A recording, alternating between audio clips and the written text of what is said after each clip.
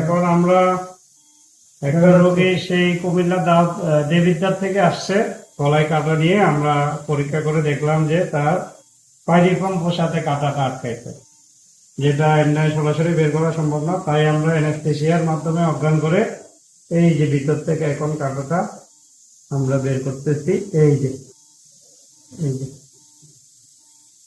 এই যে এই এই যে দেখেন, ফোকাস করো।